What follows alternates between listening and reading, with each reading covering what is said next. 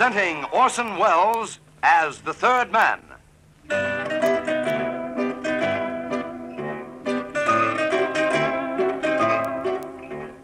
Lives of Harry Lime.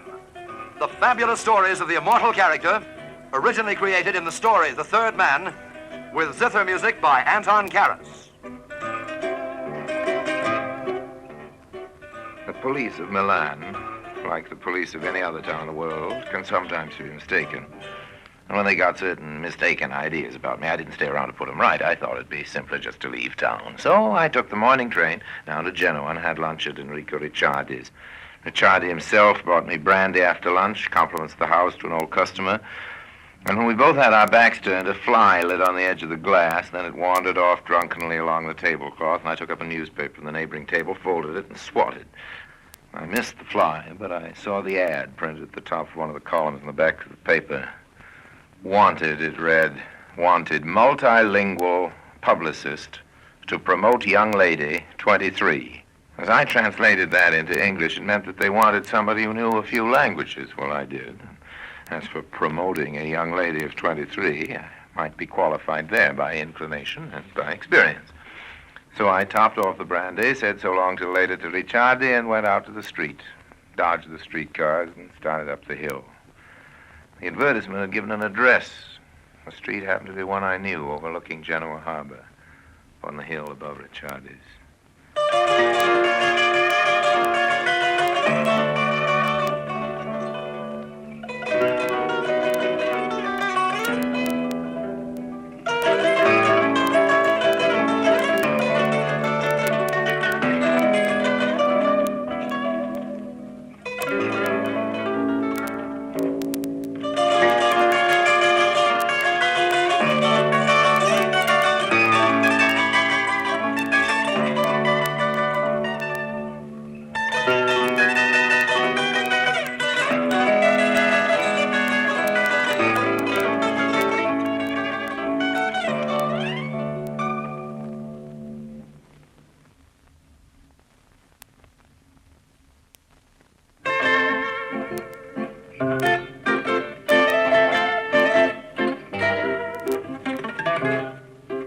Melody Johnson wasn't home when I got to the address on the hill above Ricciardi's. Melody Johnson. That was the name given in the ad. I didn't know she was a Dixieland trombonist or a sheet music company, but it turned out she was neither. The old Italian landlady let me in, and there were photos of Melody all over the house. The landlady said it was very sad, but Melody, though she was so beautiful, had to work for a living dancing at the Genoa Palace, which was where she'd be after 8 that night.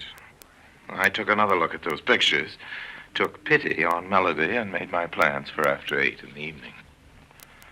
In the Genoa Palace dance hall, among those dark Genoa girls waiting for dance partners, I'd have picked out Melody Johnson even if I hadn't seen her photos. She had hair the color of red clover honey and blue eyes that might have been a size or two too big, except that on her they were just right. I bought tickets, the band went into a slow rumba, and I abandoned myself to Melody. You rumba beautifully. You don't do so badly yourself, honey. But I've had so much training. You say that as if you had regrets. Regrets is a nice word for chords. Oh, yes, my training's been very thorough. It began back home in New York. But I wanted to see the world. So you joined a show or a dancing troupe and came to Europe, and the outfit went bust and left you stranded here, right? That's just about how it started. Thanks for the dance. Yes, thank you. But you're an American too, aren't you? That's right. Are you over here in Europe on business? More or less business. My name is Harry Lime. Does that mean anything to you? Don't answer that. All right, I won't. Mr. Lime, I hope you've bought enough tickets so we can have the next dance. I bought your whole evening. Look here, with these tickets, we can dance all the way to the French frontier. Then let's walk out in the garden. Okay. It'll be dark and we'll be alone. We can talk, can't we? What else could we possibly think of to do?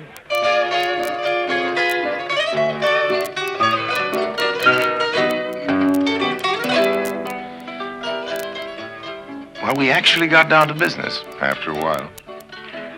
It seems that Melody Johnson wanted to hire somebody to promote her interest as a beauty queen. She looked like a beauty queen. But as I was kissing Melody Johnson, my sixth sense told me instinctively that Melody was off-key, if you'll forgive the joke. To the five senses, she was a beauty queen, all right, but something made me think there was something more that didn't meet the eye. So that's all there is to it, hmm? You want somebody to sell you as a beauty. Motion pictures, maybe, hmm? Beauty contest, cabaret work? Hmm? Yes, Harry. Oh, there's just one thing more. The person will have to be ready to travel.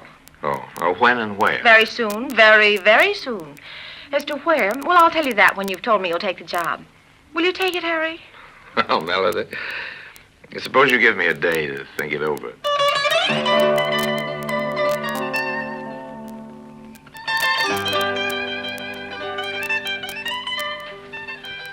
I was in my usual hangout in Genoa and Ricciardi's the next afternoon, thinking it over and reading the papers, when a fellow with very much the look of a Milan police officer came in. Did he know the whereabouts of one Harry Lime, he asked Ricciardi. Never heard of a guy of that name, answered Ricciardi, of course in Italian. I went on reading the paper, lifting it a little higher, in fact, high enough to hide my face. But I remembered what Melody Johnson had said. The person who took the job she offered would have to be ready to travel. Well, I was ready to travel. Very soon.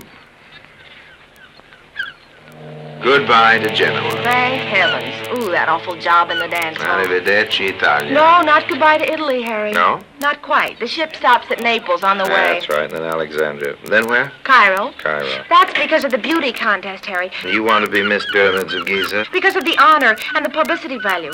And then there's a big money prize. Mentioning money reminds me of something. Look here, let's just move a little further on down the ship rail where nobody can overhear what we say. Now, that's what I do. Isn't there something you want to tell me, Melody? Well, I don't understand what you mean. Well, this is what I mean. You want somebody to publicize you and promote your interests. Yes. That's very natural, but what about this? Doesn't it seem to you just the least bit queer, honey, that you had to work in a taxi dance hall to keep yourself alive? But, Harry, I told you about the gambling. You told me you fell in love at Monte Carlo. With roulette. All right, but since roulette proved bad for your financial health, isn't it odd that you bought both of us first-class cabins on this ship?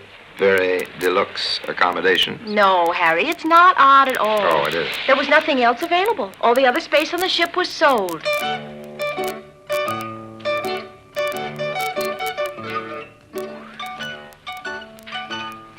Perhaps it was a possible explanation. Maybe it was a real one. Very spacious up where my stateroom was. Deck A, high up. We had a steward for every 3 or 4 cabins up there, the best service. Mine was quite an unusual fellow, my steward. I asked him about himself when we were an hour or 2 out of Genoa. He'd just brought me in some fresh towels. Here you are, sir. Thanks, steward. Not at all, sir. Hey, you're not Italian, are you? Don't mind my asking? No. So that was his story. He'd been at his country's embassy in Brussels when the Russians lowered the curtain on the world at home, and since then he'd done one job and another. Said his name was Balko, in the Bohemian or Magyar, some such language. Paul in English. I said that was what I'd call him. Told him I probably wouldn't be a lot of trouble to him.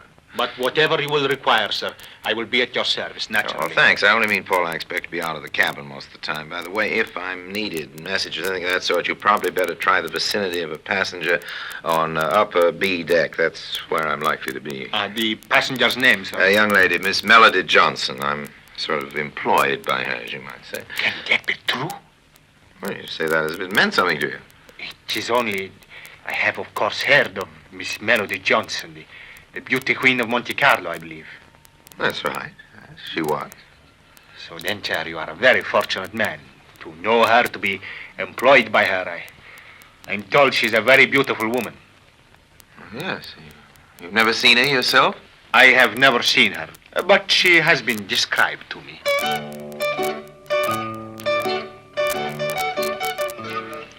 Well, Paul, the steward, wasn't the only one who took a special interest in Melody Johnson. Of course, up to a certain point, this was natural.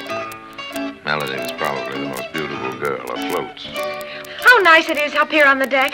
So nice and lonely. And just think, in the morning we'll be in Naples. Harry, are you listening to me? I'm looking at you, honey. Can't you listen to me for a minute? I can divide my attention. Oh, seriously, I have a confession to make. There's something I haven't told you. Well, I didn't want to hire only a publicist to promote my good looks. Well, I suppose what I really wanted was sort of a bodyguard. Oh. You know, may I tell you something? Okay, go ahead. Tell me something. Well, the other night, when I learned who you were, I was frightened a little because of your reputation. Things I'd heard about Harry Lime here and there. But now, well, here alone with you, I feel secure. I'm happy. Well, I'd be happy, too, if we were alone. What do you mean? Well, when they built that housing back there, the deck 6 or 8 yards, they may not have built a man's head and shoulder and an arm looking around the side of it. Harry, there is someone Sure there. there is. A man watching us. Don't be frightened. Come into the shelter of this lifeboat. Well, damn it. Yes, all right, Harry. Now, make it look all right. We'll pretend to kiss. What am I thinking? I'm out of my mind. Pretend to. Turn up your face. Oh, is this a good plan, Harry? So far, it's a wonderful plan. I kissed her, and then I left her by the lifeboat and turned around and walked back up the deck. The man pulled in like a turtle, shrinking into the angle of the housing. Good evening. Out for the salt air? Excuse that I have intruded on yourself and the lady. I stopped only to light my cigar. Well, that's all right, old man. Don't apologize at all. Only take a tip from me. Senor? Next time, don't light your cigar after it's already lit. And goodbye, old man. When I squired Melody to her cabin, I went back to my own. Somebody had been there before me. The cabin didn't look gone over, but 1 or 2 small things were out of place. Had somebody found a way to break in? The little Italian fellow with the lit cigar, or Paul the steward? He could have let himself in without any trouble. But what was whoever it was looking for? What did he want? I checked through my things. Nothing was missing. It wasn't until the next day when we docked in Naples that I began to get some idea of what it was all about. Stop along here, driver. Si, signore. This is one of the best views, Melody, because that's Vesuvius over there. Harry, let's get out of the car for a better look. Well, I don't think we'd better do that, honey. Driver, drive on, will you But please? Harry, why are we going? We haven't half seen it yet. Well, we didn't stop, Dream Girl, for the view. That Alfa Romeo right behind us has been following us this whole time. We stopped to see if he'd stopped, and he did, so he's following us. And the fellow in the back seat is somebody called Minelli. Minelli? Mm-hmm. I made some inquiries. We were coming to the port this morning, and his name is Minelli. Mean anything to you? Minelli? No, I don't think it does. Well, he seems to take some kind of special interest in you. He's tagging us now.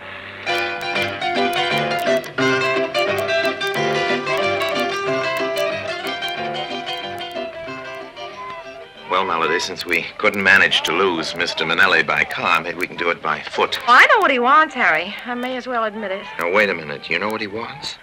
Well, maybe you ought to tell Well, me. I didn't know if I could trust you.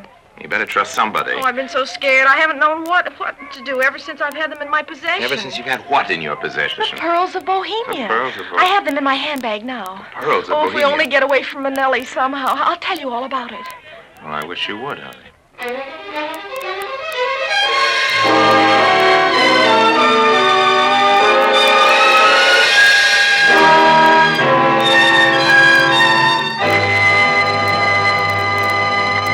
Harry Lime returns in just a moment.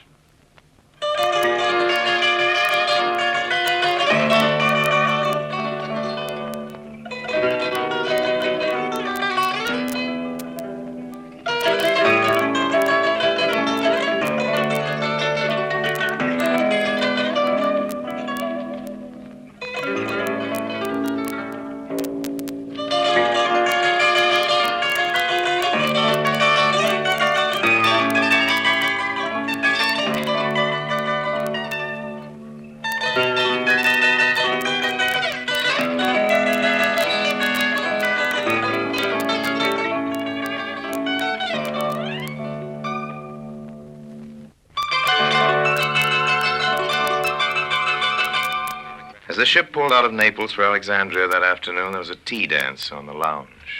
I want to tell you now, all about the pearls. Okay, Oh, I hardly I'd know like where to hear about start. it. Why not try the beginning? That sometimes works. Yes, at the beginning. Well, I suppose the beginning was Monte Carlo. What? Anyhow, Also? I went into the casino. And you had the bad luck to win. Oh, it wasn't even that. I just fell in love with the roulette wheel without any real reason. But it was so exciting, the wheel whirling, all that money, and the calls of the croupier. I know, honey. I've had a go or two myself. And since then, since Monte Carlo, I've gambled everywhere. Vienna, the new Kursaal in San Marino, Lindau at Lake Constance, all those places. I've met a lot of wicked people. Yeah, you had what you might call a crook's tour of Europe. Yes. That's what it might be called. You see, Harry, I've got gambling fever. Well, but your luck hasn't been so hot. No. Face it. And that's how I fell into the hands of Ziki. That's the whole name, Ziki? No, he has an unpronounceable first name. Oh. He comes from somewhere near Prague. I'm not sure exactly. But it's behind the Iron Curtain now, anyway. He got away, escaped from the Russians, and went to Paris. And you met him in Paris and played two-card faro with him and lost your best Rue Saint-Honoré hat. No, I didn't meet him in Paris. Oh, your meeting with him comes later? Yes. He'd been the valet of the Count of Bohemia. The valet. Oh, then it was the Count he met in Paris. Yes, he rejoined him there. Oh. The Count had only two things left. His pride... And the pearls of Bohemia. The pearls from the ancient crown of the Counts of Bohemia. Very romantic. Oh, I haven't any idea what they're worth, but it must be a fabulous amount. I can imagine. Now, suppose you tell me how these pearls got passed along to you, honey. Well, in the first place, Zicky stole them. Oh. Zicky stole the pearls, then what did Zicky do? Oh, nothing for a while. I suppose he was afraid to move. Oh, I see. And finally, Zicky did decide to try to dispose of the pearls. Yes. And... I met Zicky in Nice. I'd been losing at roulette, and Zicky lent me money to try to recoup. Oh. And then we played cards against each other, and as you said a minute ago, I lost my hat. The grim picture begins to take shape now. Zicky, am I right, said he'd put you in the way of a means of paying him off. Yes, that's what he did say. You would dispose of the pearls. Yep. So natural and simple, isn't it? Yeah. In Egypt, this is supposed to be, right? There's a buyer in Cairo. I see. Well, you know what Cairo is. It's more or less, honey, more or less. The shadier side of sunny Egypt. Well, all right, if you're going to take the pearls of Bohemia to Cairo and sell them... The money is to be paid to Zicky in Italy. Some kind of bank transfer. I don't really understand it. But Zicky, on receiving the money, tears up your IOUs, which is what concerns you. Yes. Now you know it all. Yeah. The whole tawdry story. It just occurs to me, Melody, that you may have a little difficulty getting those pearls into Egypt. Past the customs, I mean. Oh, I thought about that. I lie awake at night thinking about it. You don't have to worry at all, honey. I don't think I know what you mean. Just this. Mr. Manelli, at least, is after those pearls. He or somebody else may get them before we reach Egypt. And you wouldn't have to trouble yourself about how to smuggle them in at all.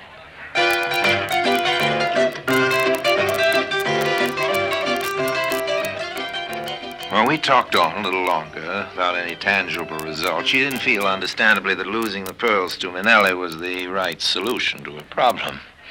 But how was she to be sure of getting them past the Egyptian customs and on to Cairo? We tried the question on several ways, but it didn't seem to be a very good fit. And we left the subject and our drinks and went out on the dance floor. And I took her in my arms. That fit was all right. While we were dancing, a man came into the entrance of the ship's lounge. Stopped a minute and stood looking around. Melody, you didn't get a look at him up on the deck last night. I don't think you even got a good look at him during that chase in Naples today, but look now. There he is. That's Manelli. That man standing in the door? Yeah, the very one. Harry? What is it? Hey, even a face like yours won't stand that kind of plowing. Why the frown? That man's name isn't Manelli. You know him? I've never met that man, but I remember his appearance. He was pointed out to me a year or so ago. Oh, yes, somewhere on the Riviera. Oh, I'm trying to recall the name I was told. Yes, his name is Vittoria. Vincente Vittoria. Oh, wait a minute. I met him myself, but there's an international jewel thief called Vincente Vittoria. Very well known. That's what I was told when that man there in the door was pointed out to me on the Riviera.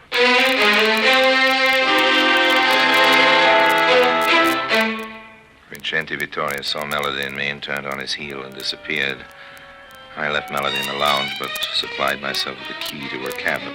It occurred to me that Vincente Vittoria might think of having a look for the pearls there, while Melody herself was lost in the wonders of Harry Lime and the waltz.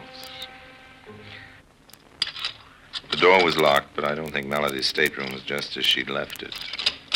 There was a man inside. Oh, sir. Oh, it is you, Mr. Lime. Just putting the ladies' dainties back in those wardrobe drawers, are you, Stuart? Oh, yes, sir, yes. Yes, that is just what I am doing. You know, Paul, there may be 2 or 3 things wrong with this picture. Shall I enumerate them for you in order? Okay, this isn't your deck. This is B deck. And if it wasn't B deck, this isn't your block of staterooms. But anyhow, the pearls of Bohemia aren't in those wardrobe drawers, so you're wasting your time, old man. I understand, sir. I must apologize. Well, you'll have to apologize to the lady, not to me. But maybe you owe me an apology after all. Was it you who went through my cabin last night, Paul, old man? Yes, I did that. Looking for the pearls, of course. Yes, that is what I was doing. You know, Paul, this could get you into bad color with your employers here on the ship. Steward who wants to be light-fingered with passengers' property. The pearls of Bohemia were stolen from their owner by a man named Zicky. The owner did not wish to have the foreign police arrest a fellow countryman of his, but he had Ziki privately watched. Ziki passed on the pearls to Miss Johnson, and the owner was very much surprised to discover himself that Miss Johnson was sailing for Egypt on this ship. The owner supposed that she was going there to dispose of the pearls. I see. Well, look, come on up to my cabin. We'll have a drink, shall we, old man? I could not do that, sir. It would not be proper in a steward. I must decline. And deprive me of the chance of telling my grandchildren I once had a drink with the Count of Bohemia. Oh, come along. My cabin. Have a drink together, Count. Talk this whole thing out. We made good time to Alexandria, but Melody was still worried. Harry, Yes, honey? what about these pearls? What am I going to do? You're not going to do anything, honey. You're going to give them to me. I know a trick or two in the smuggling department.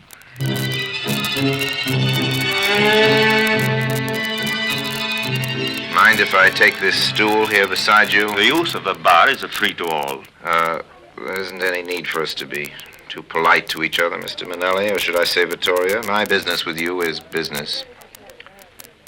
I see I interest you. I'm listening. That's all you got to do, old man, is listen. That and one thing more.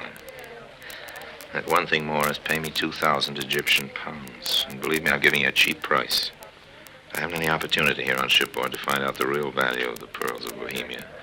Besides, I want a quick payoff and a get-out-of-town kind of deal. See what I mean? You are offering to sell me the pearls? You are remarkably astute, old man, and I'm glad to see you come up to your reputation. Yes, that's right. I have them here in my pocket. I see. But ask yourself before you wonder if you ought to knock me over the head and steal them from me, if you, Vincenti Vittoria, known jewel thief, ought to risk taking them through the customs, Or shall I take them through the customs and deliver them to you intact in Alexandria for the small price of 2,000 Egyptian pounds? Done? Eh? A bargain? I thought it would be, old man.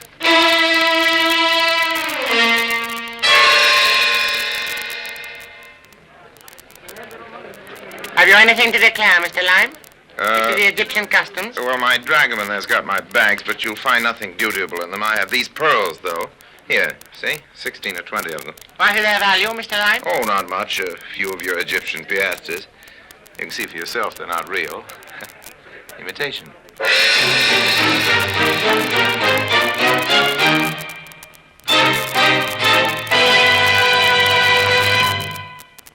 Harry Lime returns in just a moment.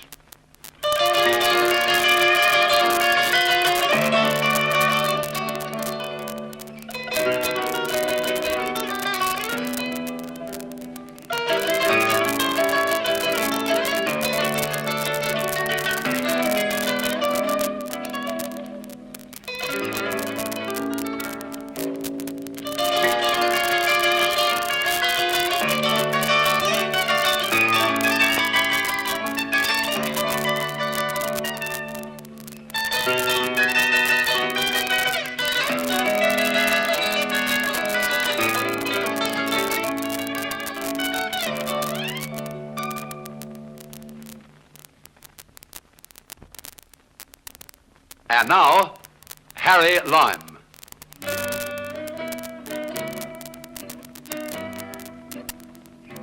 Those pearls were imitation, all right, but pretty convincing.